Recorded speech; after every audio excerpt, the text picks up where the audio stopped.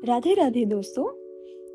आज हम श्रीमद् भगवद गीता अध्याय 1 अर्जुन विषाद योग के श्लोक 13, 14 और 15 अर्थ सहित करने वाले हैं। इससे पहले श्लोक में हमने देखा कि कौरवों में वृद्ध बड़े प्रतापी पितामह भीष्म ने दुर्योधन के हृदय में हर्ष उत्पन्न करते हुए उच्च स्वर से सिंह की दहाड़ के समान गरज कर शंख बजाया। इट मीन्स कि भीष्म पितामह ने युद्ध के लिए शंखनाद किया। उन्हें देखते हुए 13वें श्लोक में तत् शंखाश्च भैर्यश्च पणवानक गोमुखा सहसेवाभ्य हन्यन्त स शब्द स्तु मूलो अभवत्। अब इसका अर्थ क्या है? तत् का मीनिंग होता है तत् का मीनिंग होता है इसके पश्चात। अब जैसे भीष्म पितामह ने शंखनाद किया तो उसके पश्चात क्या हुआ कि उनका साथ देते हुए कौरवों की जो सेना है उन्होंने शंखाश्च, शंख, भैर्यश्च, भैर्य यहाँ पे नगाड़े, जो नगाड़े और ढोल हैं उनके लिए इस्तेमाल होता है। पणवानक गोमुखा, पणवानक गोमुखा मतलब ड्रम, दो प्रकार के ढोल या नगाड़े जो हैं वहां पे बजाए गए।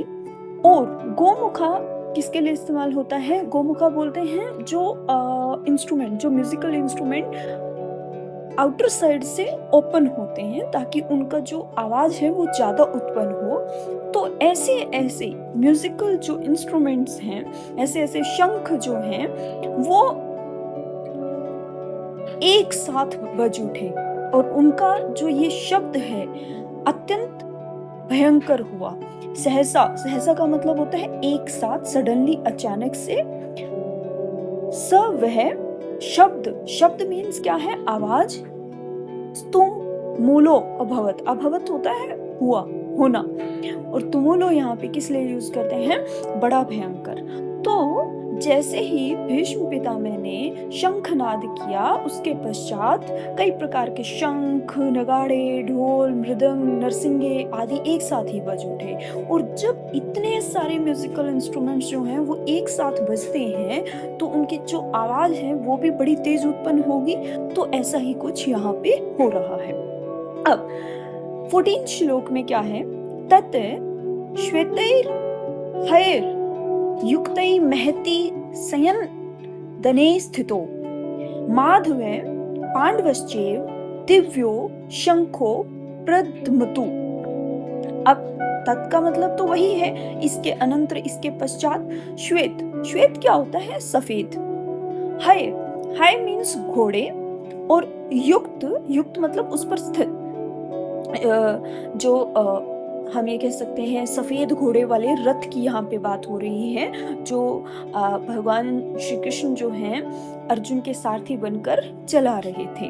श्वेत हय युक्ते, तो सफेद घोड़े से युक्त, महती, महती मतलब उत्तम, उत्तम रथ की बात हो रही है। सय मीन्स रथ, सयन दने रथ के लिए इस्तेमाल होता है। और स्थितो मतलब बैठे हुए।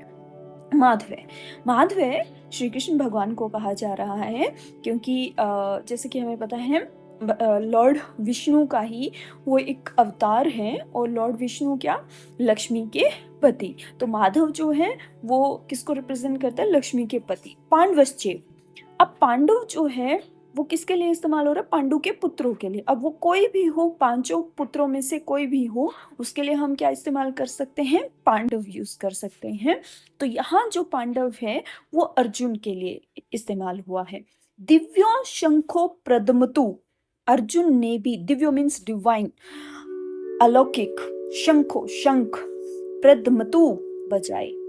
इस तरह से जब कौरवों ने अपना शंखनाद कर दिया, युद्ध का आरंभ के लिए उन्होंने शंख बजाए, तो उसके अनंतर सफेद घोड़े से युक्त उत्तम रथ में बैठे हुए श्री कृष्ण भगवान और अर्जुन ने भी अलौकिक शंख बजाए।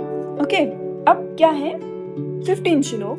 पांच जन्यम ऋषिकेशो देवदत्तम धनंजय पौंड्रम दद्मौ महाशंखम भीम कर्मा वृकोदर।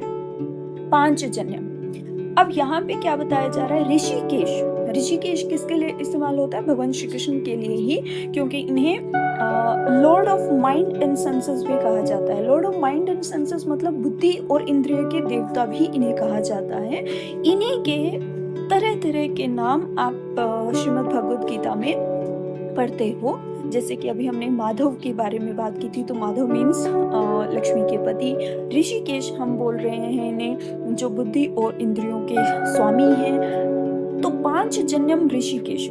ऋषिकेश भगवान ने, श्री कृष्ण भगवान ने 5 जन्म नामक शंख बजाया। देवदत्तम धनंजय यहाँ अर्जुन को बोला जा रहा है, जिन्होंने धन पर अपनी विजय पा ली थी, तो उन्होंने देवदत्त नामक शंख बजाया।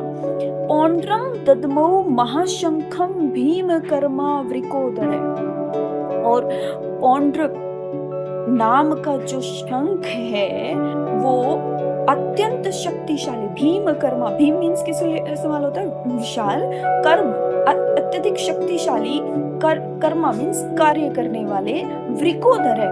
वृकोदर है, वृक का मतलब क्या है, जिनका उदर या जो बहुत अधिक खाते हैं, उदर पेट के लिए इस्तेमाल होता है। वृकोदर है, बहुत अधिक खाने वाले। कौन थे, पांडवों में भीम, वो सबसे अत्यधिक खाते थे।